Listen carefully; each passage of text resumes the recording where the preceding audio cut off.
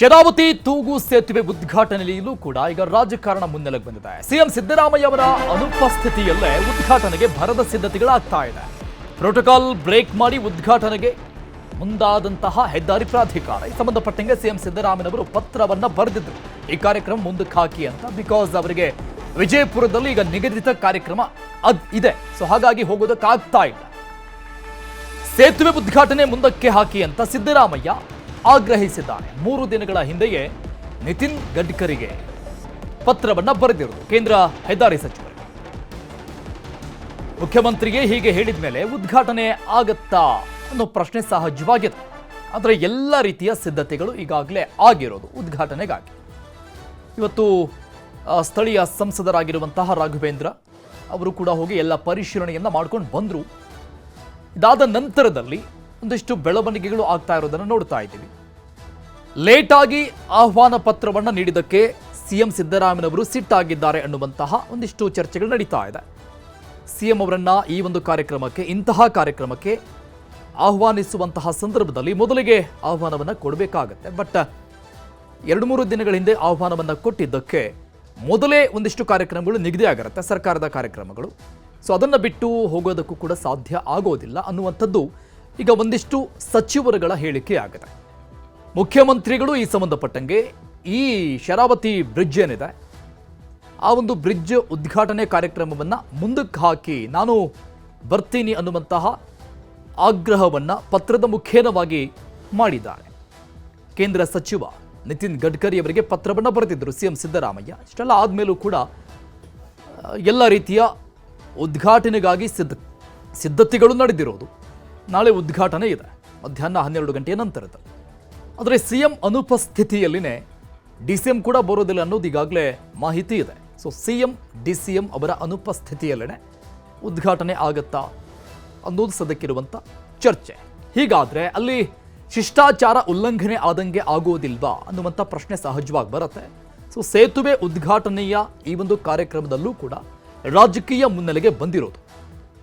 ಕೇವಲ ಸರ್ಕಾರದ ಪರವಾಗಿ, ಅಂದರೆ ಸಿಎಂ ಅವರ ಅನುಪಸ್ಥಿತಿಯಲ್ಲಿ ಸಚಿವ ಸತೀಶ್ ಜಾರಕಿಹೊಳಿ ಅವರು ಈ ಒಂದು ಕಾರ್ಯಕ್ರಮದಲ್ಲಿ ಭಾಗಿಯಾಗುವುದು ಈಗಾಗಲೇ ಬಹುತೇಕ ಖಚಿತ ಆಗಿದೆ. ಅವರ ಅನುಪಸ್ಥಿತಿಯಲ್ಲಿ ನಾನೇ ಹೋಗ್ತಾ ಇದ್ದೀನಿ ಅಂತ ಮಾಧ್ಯಮಗಳಿಗೆ ಉತ್ತರವನ್ನು ಕೊಟ್ಟರು ಸತೀಶ್ ಜಾರಕಿಹೊಳಿ ಸಚಿವರು.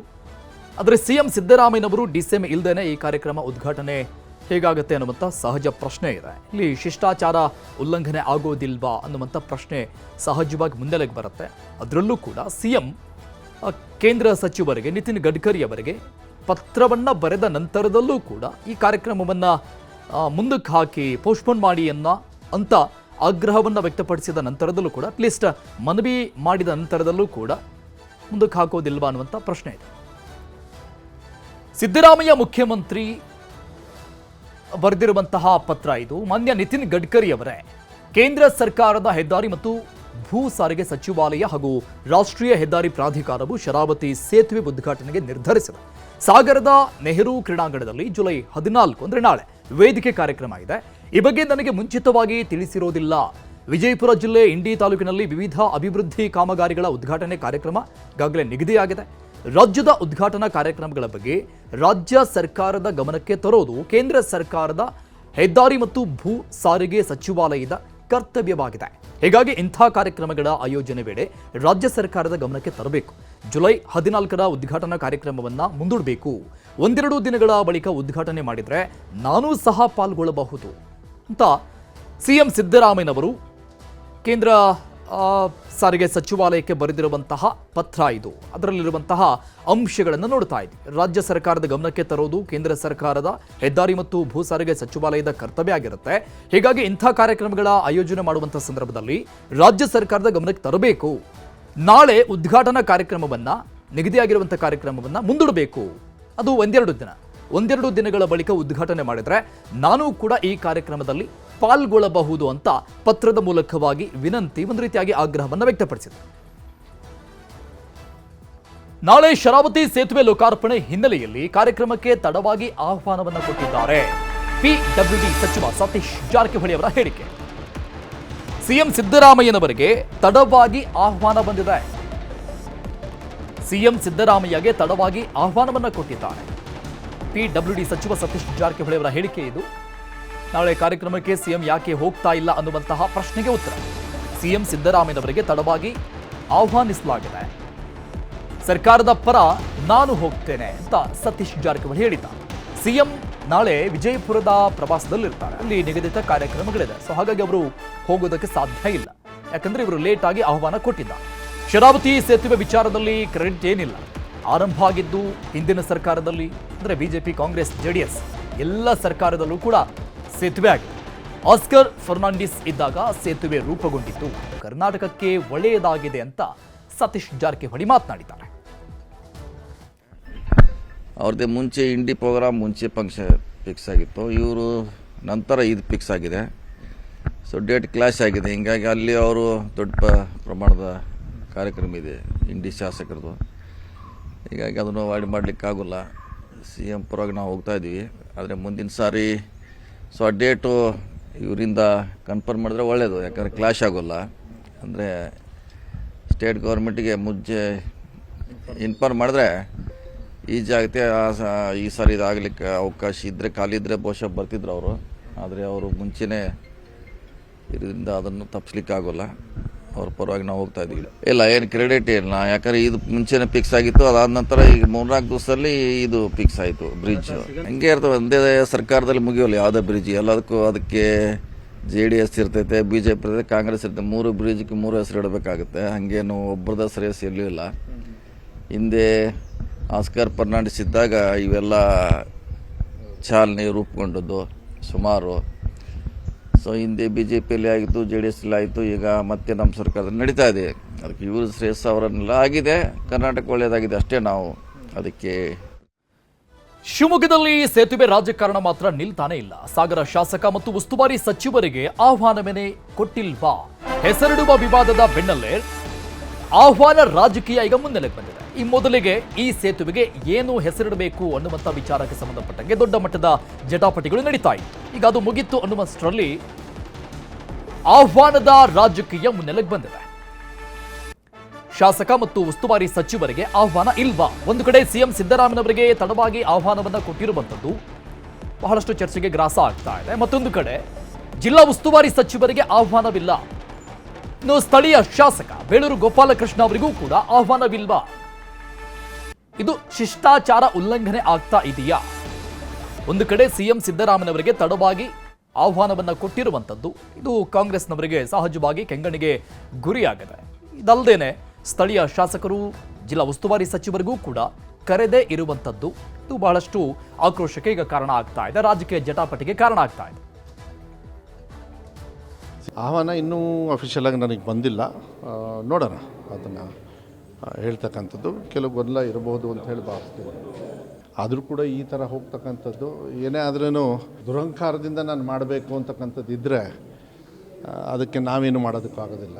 ಅದನ್ನು ಅವರು ಅರ್ಥ ಮಾಡ್ಕೊಳ್ಬೇಕಾಗತ್ತೆ. ಬಟ್ ಅಗರ್ವ ಕೊಡೋದು ಭಾಳ ತಪ್ಪು. ಸಿಗಂದೂರನ್ನ ಮುಳುಗ್ಸೋಕ್ಕೆ ಹೋದವರು ಸೇತುವೆ ಕಟ್ಟಿ ನಾನು ಉಳಿಸಿದ್ದೀನಿ ಅಂತ ಹೇಳ್ಕೊಳ್ಳೋಂಥ ಪ್ರಯತ್ನ ಏನಾದ್ರು ಇವ್ರು ಮಾಡೋದಾದರೆ ಐ ಥಿಂಕ್ ಜನರು ಅಷ್ಟು ಈಸುವಾಗ ದಡ್ಡರಲ್ಲ. ಜಾಗ ಯಾರ್ದು ಅನ್ನೋದನ್ನ ನೆನ್ಪು ಮಾಡ್ಕೊಳ್ಬೇಕಾಗತ್ತೆ. ಯಾಕೆಂದರೆ ಜಾಗ ಎಲ್ಲೇ ಹೋದ್ರೂ ನಾವು ಕೊಡಬೇಕಾಗತ್ತೆ.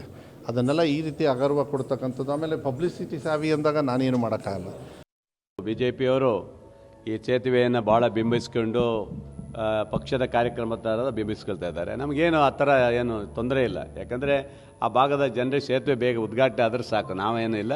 ಅದರಲ್ಲೂ ಗಡ್ಕರಿ ಸಾಹೇಬರು ಬರೋದ್ರಿಂದ, ಯಡಿಯೂರಪ್ಪನವ್ರು ಬರೋದ್ರಿಂದ, ಪ್ರಹ್ಲಾದ್ ಜೋಶಿಯವ್ರು ಬರೋದ್ರಿಂದ ನಾವು ಯಾವತ್ತೂ ಆ ಥರ ಇದು ಮಾಡ್ಲಿಕ್ಕೆ ಹೋಗ್ತಾ ಇಲ್ಲ. ನಮಗೇನು ಇವತ್ತಿಗೂ ಇನ್ವಿಟೇಷನ್ ಕೊಡಲಿಲ್ಲ, ಇನ್ನೂ ಬರಲಿಲ್ಲ. ಏನು ನಡೀತದೆ ಅನ್ನೋದು ಇವತ್ತಿಗೂ ನಮ್ಗೆ ಹೇಳಲಿಲ್ಲ. ದಿನಾ MP ಅವ್ರು ಬರ್ತಾರೆ, ಅಲ್ಲಿ ಶಾಮಿಯಾನ ನೋಡ್ತಾರೆ, ಸೇತುವೆ ನೋಡ್ತಾರೆ, ಬರ್ತಾರೆ, ಸೇತುವೆ ನೋಡ್ತಾರೆ, ಹೋಗ್ತಾರೆ, ಪಕ್ಷದ ಕಾರ್ಯಕ್ರಮ ಮಾಡ್ತಾರೆ. ಮನೆಗೆ ಹೋಗಿ ಎಂಥದ್ದು ಗರ್ಗರ್ ಸೇತುವೆ ಅಂತ ಹೇಳಿ ಏನೋ ಹೇಳ್ತಾ ಇದ್ದಾರೆ ಅಂತ ಎಲ್ಲ ಸುದ್ದಿ ಇದೆ. ಎಲ್ಲ ಹ್ಯಾಂಡ್ಬಿಲ್ ಹಾಕಿ ಮನೆಗೆ ಹೋಗಿ ನೀವು ಬರಬೇಕು, ಈ ಸೇತುವೆ ನಿರ್ಮಾಣ ಆಗ್ತದೆ ಅಂತ ಹೇಳಿದ್ದಾರೆ. ನಮಗೆ ಅಭ್ಯಂತರ ಇಲ್ಲ. ಈ ಬಗ್ಗೆ ಡೀಟೇಲ್ಸ್ ಕೊಡ್ತಾರೆ ನಮ್ಮ ಪೊಲಿಟಿಕಲ್ ಬ್ಯೂರೋ ಹೆಡ್ ಆಗಿರುವಂತಹ ಚಿದಾನಂದ್ ಪಟೇಲ್ ಸಂಪರ್ಕದಲ್ಲಿದ್ದಾರೆ. ಪಟೇಲ್ರೇ, ಒಂದು ಕಡೆ ಅಭಿವೃದ್ಧಿಯ ಯಾವುದೇ ಕೆಲಸಗಳಾದರೂ ಕೂಡ ಅದು ಯಾವುದೇ ಸರ್ಕಾರ ಅಥವಾ ಯಾವುದೇ ರಾಜಕಾರಣಿಗಳಿರಲಿ, ಅಲ್ಲಿ ಒಂದಿಷ್ಟು ಕ್ರೆಡಿಟ್ ಪಾಲಿಸಿಗಳನ್ನು ಫಾಲೋ ಮಾಡೋದು ಸಹಜವಾಗಿರುತ್ತೆ. ಅದರಲ್ಲಿ ಏನು ವಂಡರ್ ಅಂತ ಅನಿಸ್ತಾ ಇಲ್ಲ. ಬಟ್ ಈ ಕಾರ್ಯಕ್ರಮದಲ್ಲಿ ಶಿಷ್ಟಾಚಾರ ಉಲ್ಲಂಘನೆಯನ್ನ ಮಾಡಿ ನಡೆಸ್ತಾ ಇರುವಂಥ ಕಾರ್ಯಕ್ರಮ ಅಂತ ಅನಿಸ್ತಿದೆಯಾ? ಹೇಗೆ? ಸಿಗಂದೂರು ದೇವಸ್ಥಾನಕ್ಕೆ ಸಂಪರ್ಕವನ್ನು ಕಲ್ಪಿಸ್ತಕ್ಕಂಥ ಶರಾವತಿ ಸೇತುವೆ ಕೇಬಲ್ ಸೇತುವೆ ಆಗಿದ್ದು ಸುಮಾರು 473 ಕೋಟಿ ಖರ್ಚಾಗಿರ್ತಕ್ಕಂಥದ್ದು. 2019 ಡಿಸೆಂಬರ್ನಲ್ಲಿ ಇದರ ಕಾಮಗಾರಿ ಆರಂಭ ಆಯಿತು. ಈಗ ಸದ್ಯ 2025 ಜುಲೈ ಅಂದ್ರೆ ನಾಳೆ ಜುಲೈ ಕಾಮಗಾರಿ ಮುಕ್ತಾಯ. ಸೇತುವೆಯ ಉದ್ದ ಸುಮಾರು 2125 ಮೀಟರ್ ಆಗಿರ್ತಕ್ಕಂಥದ್ದು. ಬಿಲ್ಡ್ಕಾನ್ ಎಂಬ ಕಂಪನಿ ಇದನ್ನ ಏಜೆನ್ಸಿ ಕಾಮಗಾರಿಯನ್ನ ನಿರ್ವಹಣೆ ಮಾಡಿರ್ತಕ್ಕಂಥದ್ದು.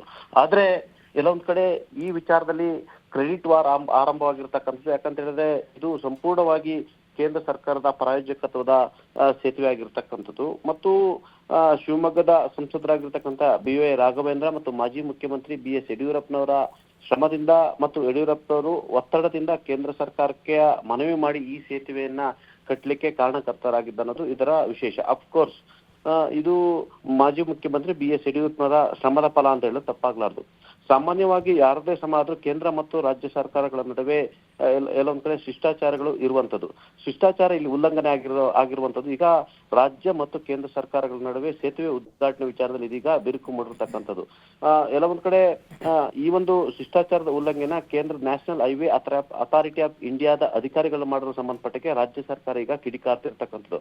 ಈ ಒಂದು ಸೇತುವೆ ಉದ್ಘಾಟನೆಗೆ ಮುಖ್ಯಮಂತ್ರಿ ಸಿದ್ದರಾಮಯ್ಯ, ಸ್ಥಳೀಯ ಶಾಸಕರಾಗಿರ್ತಕ್ಕಂಥ ಗೋಪಾಲಕೃಷ್ಣ ಬೇಳೂರು ಮತ್ತು ಲೋಕೋಪಯೋಗಿ ಸಚಿವರಾಗಿರ್ತಕ್ಕಂಥ ಸತೀಶ್ ಲಾ ಜಾರಕಿಹೊಳಿ ಹಾಗೂ ಜಿಲ್ಲಾ ಉಸ್ತುವಾರಿ ಸಚಿವ ಮಧು ಬಂಗಾರಪ್ಪರವ್ರನ್ನ ಉದ್ಘಾಟನೆ ಕಾರ್ಯಕ್ರಮಕ್ಕೆ ನ್ಯಾಷನಲ್ ಹೈವೇ ಅಥಾರಿಟಿ ಆಫ್ ಇಂಡಿಯಾದ ಅಧಿಕಾರಿಗಳು ಇದನ್ನ ಕರಿಬೇಕಾಗಿತ್ತು. ಆದ್ರೆ ಎಲ್ಲೊಂದ್ ಕಡೆ ಕೊನೆಗಳಿಗೆ ಅವರು ಕೂಡ ಈ ಪ್ರಮುಖ ರಾಜ್ಯದ ಸಚಿವರುಗಳಿಗೆ ಮತ್ತು ಮುಖ್ಯಮಂತ್ರಿಗಳಿಗೆ ಮತ್ತು ಸ್ಥಳೀಯ ಶಾಸಕರಿಗೆ ಎಲ್ಲೊಂದ್ ಕಡೆ ಕರೆಯೋಲೆ ಇರಲಿಲ್ಲ. ಹಾಗಾಗಿ ಎಲ್ಲೊಂದ್ ಕಡೆ ಇದು ಮಾಧ್ಯಮಗಳಲ್ಲಿ ಸುದ್ದಿ ಆದ ಬಳಿಕ ಕೊನೆ ಗಳಿಗೆಯಲ್ಲಿ ಉದ್ಘಾಟನಾ ಸಮಾರಂಭಕ್ಕೆ ಇನ್ವೈಟ್ ಮಾಡಿರ್ತಕ್ಕಂಥದ್ದು ಮತ್ತು ಪತ್ರಿಕೆಗಳಿಗೆ ಆಹ್ವಾನವನ್ನು ಕೂಡ ಕೊಟ್ಟಿರ್ತಕ್ಕಂಥದ್ದು. ಇದು ಎಲ್ಲೊಂದ್ ಕಡೆ ರಾಜ್ಯ ಸರ್ಕಾರದ ಕೆಂಗಣ್ಣಿಗೆ ಗುರಿಯಾಗಿರ್ತಕ್ಕಂಥದ್ದು. ಒಟ್ಟಾರೆ ಈ ಕ್ರೆಡಿಟ್ ವಾರ್ ನಲ್ಲಿ ಎಲ್ಲೊಂದ್ ಕಡೆ ರಾಜ್ಯ ಮತ್ತು ಕೇಂದ್ರ ಸರ್ಕಾರ ನಡುವೆ ಈ ವಿಚಾರದಲ್ಲಿ ಬಿರುಕು ಉಂಟಾಗಿರ್ತಕ್ಕಂಥ ಸ್ವತಃ ಮುಖ್ಯಮಂತ್ರಿಯವರು ಕೂಡ ಎಲ್ಲೊಂದ್ ಕಡೆ ಬೇಸರವನ್ನು ವ್ಯಕ್ತಪಡಿಸಿರ್ತಕ್ಕಂಥದ್ದು. ನಾಳೆ ಬಿಜಾಪುರ ಜಿಲ್ಲೆ ಇಂಡಿ ವಿಧಾನಸಭಾ ಕ್ಷೇತ್ರದಲ್ಲಿ ಅನೇಕ ಕಾಮಗಾರಿಗ ಉದ್ಘಾಟನೆ ಕಾರ್ಯಕ್ರಮಗಳಿಗೆ ಮುಖ್ಯಮಂತ್ರಿಗಳು ತೆರಳುತ್ತಿರ್ತಕ್ಕಂಥದ್ದು. ಈಗಾಗಲೇ ಇದು ಪೂರ್ವ ನಿಗದಿತ ಕಾರ್ಯಕ್ರಮ ಆಗಿರ್ತಕ್ಕಂಥದ್ದು. ಅಲ್ಲದೆ ಮುಖ್ಯಮಂತ್ರಿ ಸಿದ್ದರಾಮಯ್ಯವರು ಕೂಡ ಇದೀಗ ಕೇಂದ್ರ ಸಚಿವರಾಗಿರ್ತಕ್ಕಂಥ ನಿತಿನ್ ಗಡ್ಕರಿ ಅವರಿಗೆ ಪತ್ರವನ್ನ ಬರೆದಿರ್ತಕ್ಕಂಥದ್ದು. ಪತ್ರದಲ್ಲಿ ಸಾಮಾನ್ಯವಾಗಿ ಎಲ್ಲದಕ್ಕೂ ಪರೋಕ್ಷವಾಗಿ ಶಿಷ್ಟಾಚಾರ ಉಲ್ಲಂಘನೆ ಆಗಿರ್ತಕ್ಕಂಥದ್ದು. ನಂದು ಪೂರ್ವ ನಿಗದಿತ ಕಾರ್ಯಕ್ರಮ ಇತ್ತು ಮತ್ತು ಕೊನೆಗಳಿಗೆಯಲ್ಲಿ ನನ್ನ ಹೆಸರನ್ನ ನಮೂದಿಸಿರ್ತಕ್ಕಂಥದ್ದು. ಹಾಗಾಗಿ ಪೂರ್ವ ನಿಗದಿತ ಕಾರ್ಯಕ್ರಮ ರದ್ದುಪಡಿಸಲಿಕ್ಕೆ ಆಗ್ತಿಲ್ಲ. ಹಾಗಾಗಿ ನಾನು ಪೂರ್ವ ನಿಗದಿತ ಕಾರ್ಯಕ್ರಮಕ್ಕೆ ತೆರಳುತ್ತಿರುವಂತದ್ದು.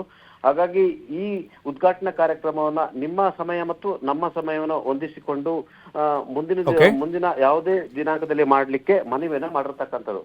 ಸದ್ಯ ಇದೀಗ ನಾಳೆ ಉದ್ಘಾಟನೆಗೆ ಎಲ್ಲಾ ರೀತಿಯ ಸಿದ್ಧತೆ ಮಾಡ್ಕೊಂಡಿರ್ತಕ್ಕಂಥದ್ದು.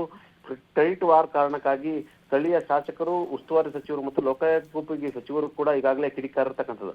ನಾಳೆ ಸೇತುವೆ ಉದ್ಘಾಟನಾ ಸಮಾರಂಭಕ್ಕಷ್ಟೇ, ಉದ್ಘಾಟನಾ ಸ್ಥಳಕ್ಕಷ್ಟೇ ಎಲ್ಲೊಂದ್ ಕಡೆ ಭೇಟಿ ಕೊಡ್ಲಿಕ್ಕೆ ಲೋಕೋಪಯೋಗಿ ಸಚಿವರು ಮತ್ತು ಶಾಸಕರು ತೀರ್ಮಾನ ಮಾಡಿದ್ದಾರೆ ಅಂತ ಹೇಳಲಾಗ್ತದೆ.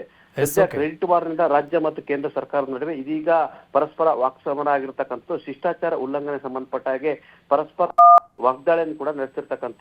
ಒಟ್ಟಾರೆ ನಾಳೆ ಗಡ್ಕರಿ ಅವರು ಕೂಡ ನಾಗ್ಪುರದಿಂದ ನೇರವಾಗಿ ಶಿವಮೊಗ್ಗಕ್ಕೆ ಆಗಮಿಸ್ತಿರ್ತಕ್ಕಂಥದ್ದು. ಶಿವಮೊಗ್ಗದಿಂದ ಸಾಗರಕ್ಕೆ ಪ್ರಯಾಣವನ್ನು ಬೆಳೆಸ್ತಿದ್ದಾರೆ, ಸಾಗರದಿಂದ ಸಿಗಂದೂರಿಗೆ ಪ್ರಯಾಣವನ್ನ ಬೆಳೆಸ್ತಿದ್ದಾರೆ. ಹಾಗಾಗಿ ಮುಖ್ಯಮಂತ್ರಿಗಳ ಪತ್ರ ಗಡ್ಕರಿ ಅವರಿಗೆ ಪತ್ರ ಬರೆದಿದ್ರಿಂದ ಗಡ್ಕರಿಯವರು ಕೊನೆ ಗಳಿಗೆಯಲ್ಲಿ ಕಾರ್ಯಕ್ರಮವನ್ನ ರದ್ದು ಮಾಡ್ತಾರ ಅಥವಾ ಅಂತಿಮವಾಗಿ ಕಾರ್ಯಕ್ರಮ ಸಿದ್ಧತೆ ಆಗಿದ್ರಿಂದ ಬರ್ತಾರ ಅನ್ನೋದು ಕೂಡ ಸದ್ಯದ ಕುತೂಹಲ ಅಂತ ಹೇಳ್ಬೋದು. ಅರುಣ್ ಉಗಾರ್. ಥ್ಯಾಂಕ್ ಯು ಚಿದಾನಂದ್ ಪಟೇಲ್ ಎಲ್ಲ ಡೀಟೇಲ್ಸ್ಗೆ.